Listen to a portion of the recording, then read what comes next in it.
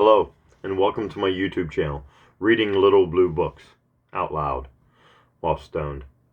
In this video, we're going to start a new Little Blue Book. It is Little Blue Book number 568, and it is titled Darwin and the Theory of Evolution, written by Carroll Lane Fenton.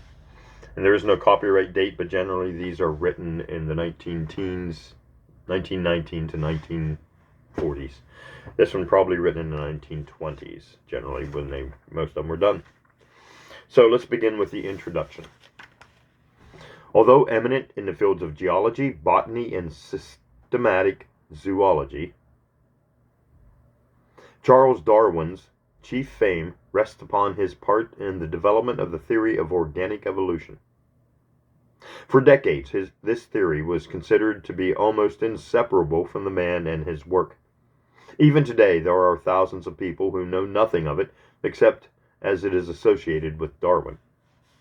Their conception of evolution may be true, it may be partly true, or it may be as false as the combined forces of ignorance and distortion can make it. Yet to them, it is Darwinism, to be accepted, tolerated, or attacked, as the case may be. What evolution may have been without Darwin, it is useless to speculate. What its rate of progress would have been, there is no need to wonder. The mere fact that there were no men of Darwin's generation who accomplished what he accomplished is enough to show that the theory would have had to wait decades had he been lacking. And that alone is enough to establish the importance of his work. So we shall begin this volume with a study of his relation to and his influence on the theory of organic descent. Such an inquiry, compressed into fewer than 70 pages, obviously cannot do full justice to the subject, nor can it add a great deal that has not already been said in more pretentious criticisms. But it can ask, however, two questions that often are slighted, and by stressing the answers to them, give a background for further work. The first of these questions is, how much did Darwin owe to those who studied and speculated before him? And second, by what course of inquiry and thought did he arrive at his final position with regard to the origin and development of living things? And that's the end of the introduction. Chapter 1. The Origin of the Species. Darwin owed more to the early workers in evolution than generally is admitted, or he himself supposed. To an even greater extent, he paralleled the work of his predecessors, many of whose books he had not even read. Thus, even the theory of natural selection was published while Darwin still believed in special creation, although the mention of it was buried in a huge volume of timber suitable for naval construction. This does not, of course, show that Charles Darwin lacked originality, or that his work lacked merit. Man began to wonder about the origin of living things long before he had the slightest inkling of either science or philosophy. And it is only natural that the more he knew, the more he would speculate about that which he did not know. The early speculations, which dealt with gods rather than with animals or plants, soon were subjected to scrutiny along with the facts that they attempted to explain. 24 centuries before the birth of Darwin, the Greek philosopher Thales taught that all life originated in the sea, developed in accordance with the natural law rather than the wills of the gods. In the 18th century, Goethe, Erasmus, Darwin, and Geoffroy Saint-Hilaire came quite independently to one conclusion, that species were not permanent, and each offered some explanation of the process of change. Following them came Lamarck, a leader of the French anti-creationists, who published between the years of 1800 and 1815 a series of books whose great thesis was that every living thing, including man himself, was descended from some earlier and in most cases simpler living thing. These books attracted much attention, especially because of the opposition which they aroused, and undoubtedly did much to prepare continental Europe for the coming of evolution. Insomuch as Lamarck was the foremost evolutionist to precede Darwin, it is worth while to know what influence he may have exerted and what his ideas were. In the first place, he saw clearly that species were not distinct units, as the earlier naturalist has supposed. Instead, they were more or less artificial definitions applied to animals and plants that constantly varied and among which there often was almost perfect graduation from one group to another. In addition, Lamarck saw that the domesticated species were not constant and could be changed at will, even though they maintained fairly uniform distinctions. In explaining changes in form, color, and so on, he supposed that there was a very close correlation between the characters of a plant or animal and the conditions of its life, the circumstances of crossing with other species, and by habits causing an increase or decrease of certain parts, all underlain by a universal tendency for perfection. According to Lamarck, the giraffe has a long neck because his ancestors used their necks to reach food, while the snake lacks legs because his ancestors crawled on their bellies until their legs disappeared. This was the theory of inheritance of acquired characters, a theory sponsored by Darwin's grandfather, and which even today is far from being settled either favorably or otherwise. So far as we can tell, Lamarck did not go far to convince Charles Darwin that species were the product of natural forces, nor did he furnish much material for the young naturalist's study. Indeed, it seems probable that Darwin did not read Lamarck's book in the original French, for he had great difficulty with the language. This perhaps accounts for the slighting and even contemptuous reference to the books which one may find in several of the letters. In the second edition of the Journal of Researches, he describes a South American animal, whose habits resemble those of the mole, and which frequently is blind, and comments, considering the strictly subterranean habits of the tucantuco, the blindness, though so common, cannot be a very serious evil. Lamarck would have been delighted with this fact, had he known it when speculating, probably with more truth than usual with him, on the gradually acquired blindness of the Asphylax, a gnawer living underground, and the Proteus, a reptile living in dark caverns filled with water, in both of which animals the eyes is an almost rudimentary state, and is covered with a tenuous membrane of skin. No doubt Lamarck would have said that the tucantuco was passing into the state of Asphylax and Proteus. In another letter, he describes his work on evolution to Hooker and adds, Heaven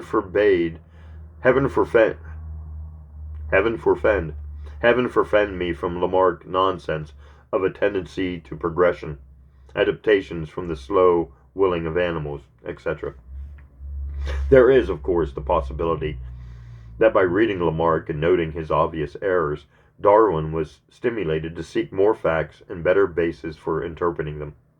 When he first read the Zoonomia, the principal evolutionary work of his grandfather, he was not greatly impressed. Yet in his later judgment of the book, he says, Nevertheless, it is probable that the hearing rather early in life such views maintained and praised may have favored my upholding them in a different form in my Origin of Species. It would not be hard to include Lamarck with Erasmus Darwin in this acknowledgment. It is plain, therefore, that Darwin was acquainted with a general conception of the evolution of life some years before he went upon the Beagle as naturalist. That he did not consider the idea as either probable or even suggestive of truth is shown by his own statement that, while on the voyage, he accepted the Bible literally, and along with it, the theory of special creation. But the reading of, how do I pronounce that name? Lyell.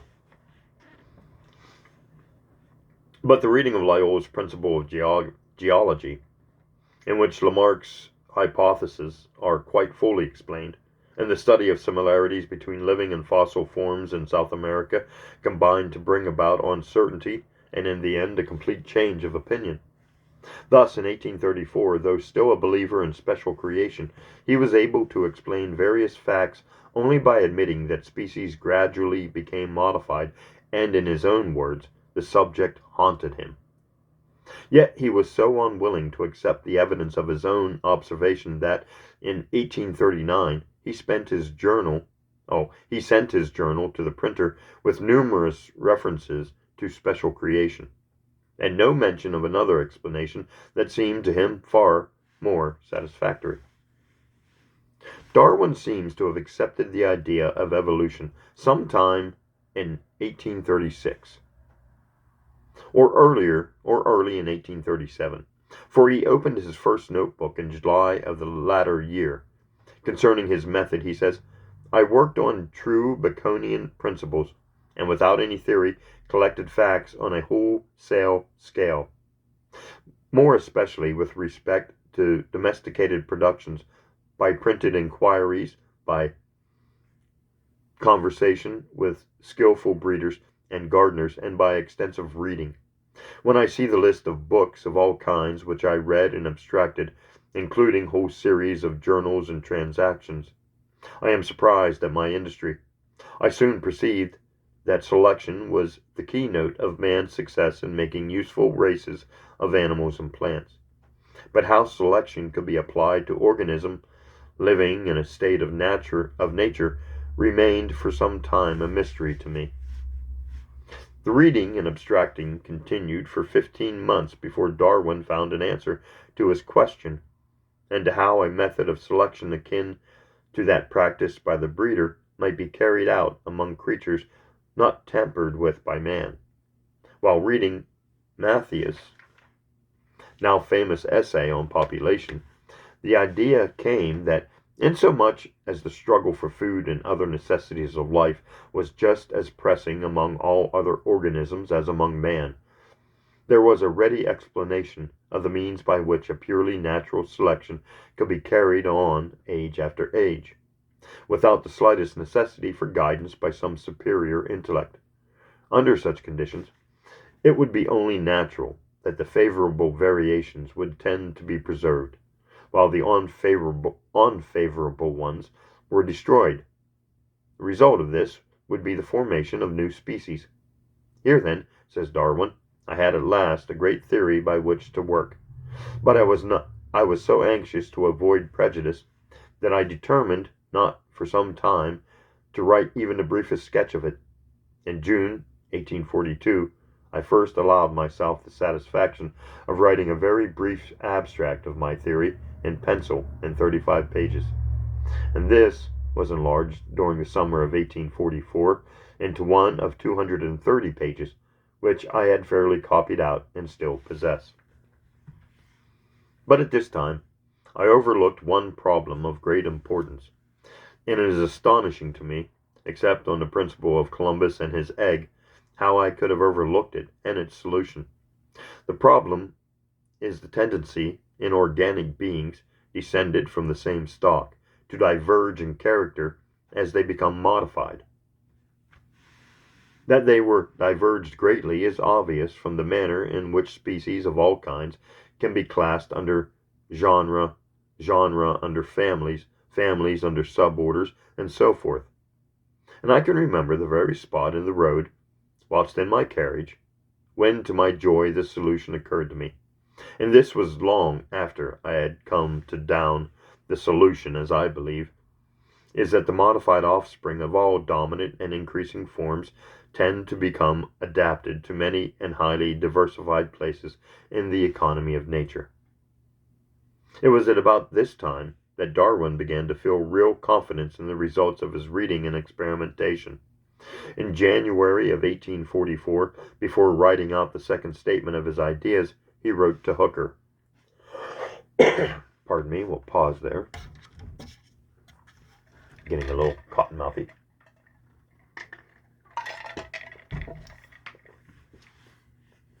He wrote to Hooker, I have now been ever since my return engaged in a very presumptuous work, and I know no one individual who will not say a foolish one. I was so struck with the distribution of the Galapagos organisms, etc., and with the character of the American fossil mammifers, etc., that I determined to collect blindly every sort of fact which could bear in any way on what our species. I have read heaps of agricultural and horticultural books, and have never ceased collecting facts. At last, gleams of light have come, and I am almost convinced, quite contrary to the opinion I started with, that species are not, it is like confessing a murder, immutable. I think I have found out the simple way by which species become exquisitely adapted to various ends. You will now groan, and think to yourself, on what a man I have been wasting my time and writing to. I should, 5 years ago, have thought so.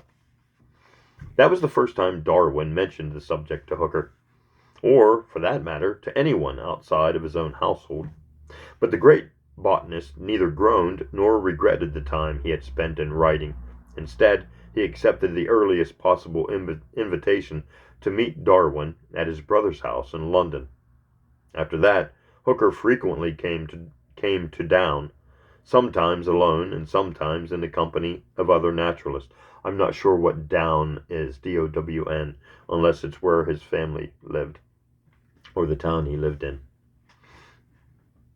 Visits became matters of scientific inquiry as well as friendship. It was an established rule, says Hooker, that he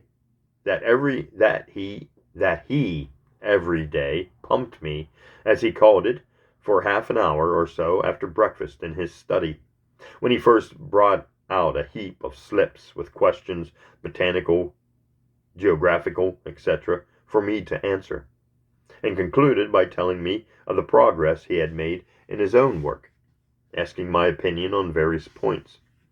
I saw no more of him till noon, when I heard his mellow ringing voice calling my name under my window. This was to join him in his daily forenoon walk round the sand walk. Our conversation usually ran on foreign lands and seas, old friends, old books, and things far off to both mind and eye. Even after writing out his conclusions on the development of life and the conditions underlying evolution, Darwin was not ready to publish. There were more facts to collect and minor theories to verify, and he was unwilling to have his work appear before it was so complete as to be quite convincing. At the same time, he realized that there was chance of his death, in which case the results of those years of patient labor might be lost or used imperfectly. The following letter, written on July 5th of 1844, and addressed to Mrs. Darwin, tells how highly the manuscript was prized. I have just finished my sketch of my species theory. If, as I believe, my theory in time be accepted even by one competent judge, it will be a considerable step in science. I therefore write this in case of my sudden death, as my most solemn and last request, which I am sure you will consider the same as if legally entered in my will, that you will devote £400 to its publication. I wish that my sketch be given to some competent person, with this sum to induce him to take trouble in its improvement and enlargement.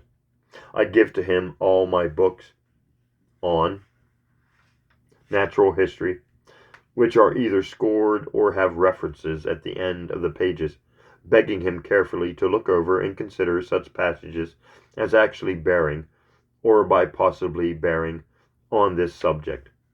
I wish you to make a list of all such books as some temptation to an editor. I also request that you will hand over to him all those scraps roughly divided in 8 or 10 brown paper portfolios. The scraps, with copied quotations from various works, are those which may aid my editor.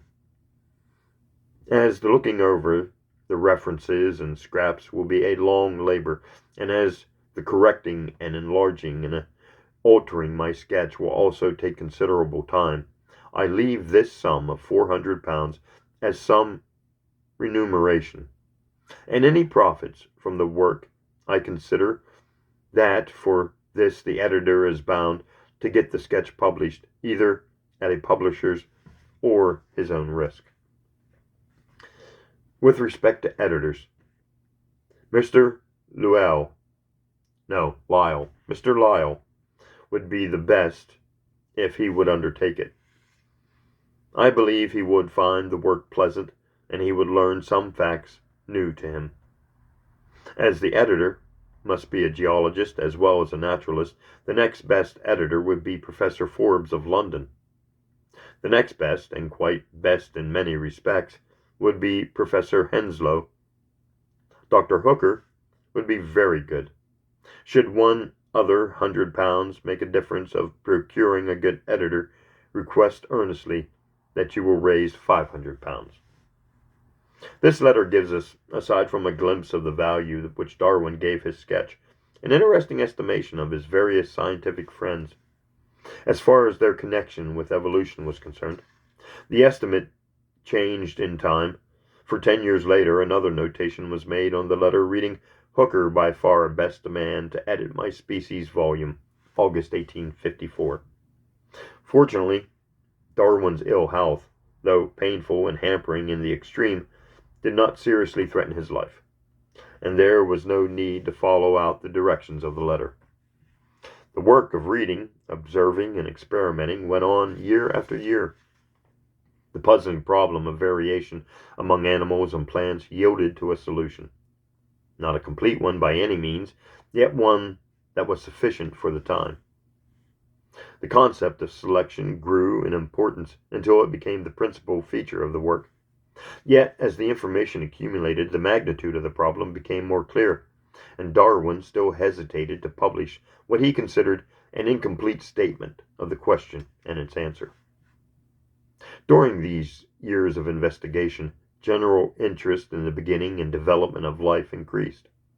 The same year that Darwin wrote his much prized sketch, there appeared an anonymous book called The Vestiges of Creation, which some people attributed to Darwin. The book was written in a brilliant style, but particularly in earlier editions contained a great number of inaccuracies. As Darwin wrote Hooker, his geology strikes me as bad, and his zoology far worse, while the general tone of the book was far more philosophic, yet it did expound on ideas of evolution. Even though a poor one, and had very large sale, even Darwin, devotee to accuracy and caution, admitted that the book did great service in calling attention to the subject, in removing a great deal of prejudice, and in preparing the popular mind for other and more accurate information in the same field. Finally, in 1856, Lyell persuaded Darwin to prepare his work for publication, and he began working on a scale that would have resulted in 3 or 4 volumes, the sizes of The Origin of Species. The project was brought to a sudden halt, however, when in 1858 Alfred Russel Wallace, then a young man living in the Malay Archipelago, sent Darwin a manuscript entitled On the Tendency of Varieties to Depart Indefinitely from the Original Type. The matter was placed before Lyell and Hooker, who advised that, inasmuch as Darwin had been at work on his theory of species long before Wallace, it was only fair that steps should be taken to give proper credit for his pioneer work. Darwin objected to this, and was willing to leave Wallace the entire field, but his friends would not hear of it. We'll pause there. Take a little drink. As a result of their persuasion, Lyell and Hooker sponsored the publication in the Journal of the Linnean Society for June 30th, 1858. a group of papers, including 2 short ones by Darwin and Wallace's essay. With these went a statement as to the work done by each author, establishing clearly the priority of Darwin. The papers, however, did not attract much attention, for Darwin says, the only published notice of them which I can remember was by Professor Houghton of Dublin, whose verdict was that all that was new in them was false, and what was true was old. In spite of the great similarity of ideas, as shown by their papers, Darwin and Wallace differed considerably in the attitude from which they approached and regarded the problem. As Dr. Osborne points out, Darwin dwells upon variations in single characters, as taken hold by the selection. Wallace mentions variations, but dwells upon full-formed varieties, as favorably or unfavorably adapted. It is perfectly clear that with Darwin the struggle is so intense that the chance of survival of each individual turns upon a single and even slight variation. With Wallace, varieties are already presupposed by causes which he does not discuss. A change in the environment occurs, and those varieties which happen to be adapted to it survive.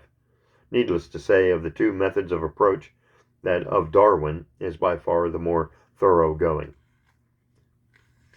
Wallace resigned the work in favor of Darwin, who in 1858 set to work upon a book on the development of species, but was so interrupted by illness that more than a year was necessary to complete it. In the main, it was a condensation of the work begun in 1856 and interrupted by the arrival of Wallace's paper, a consideration which Darwin did not desire, but undertook in order to prevent further difficulty in matters of priority and to gratify his friends. Throughout the period of the work there are references to it in his letters.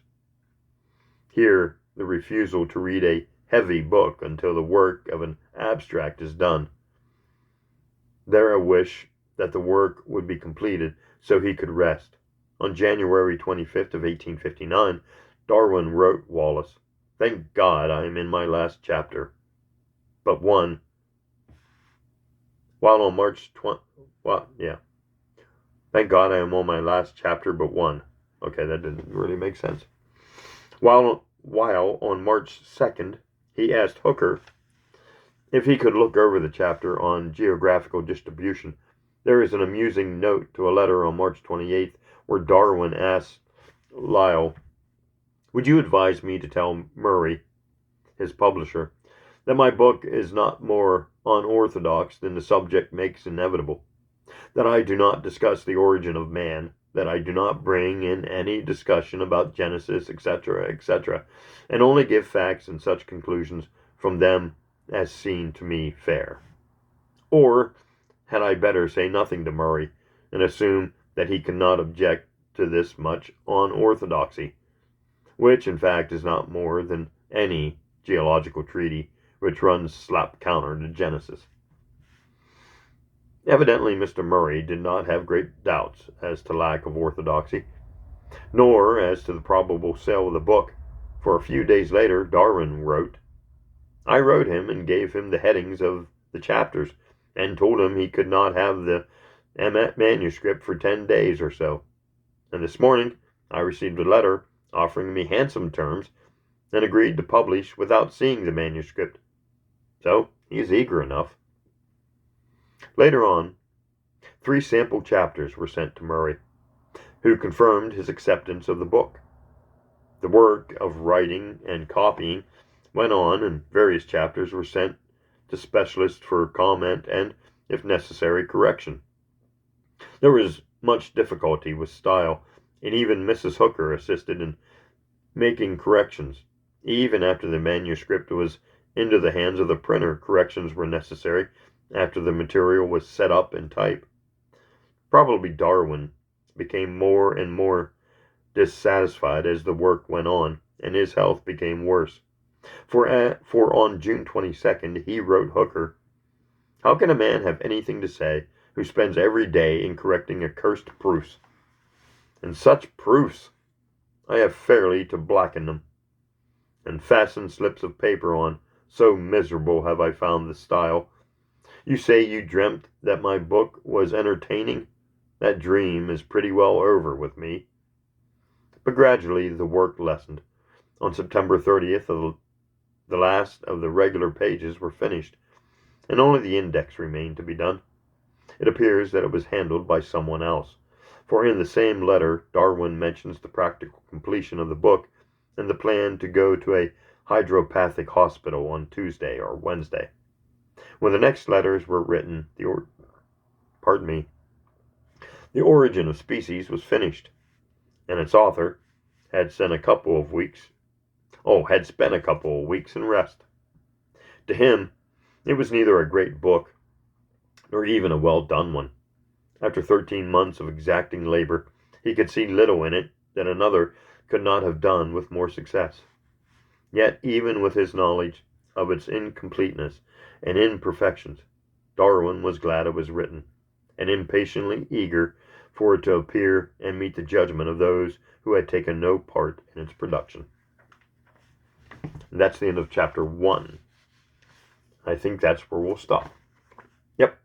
So, thanks for listening to Little Blue Book number 568, titled Darwin and the Theory of Evolution, written by Carroll Lane Fenton.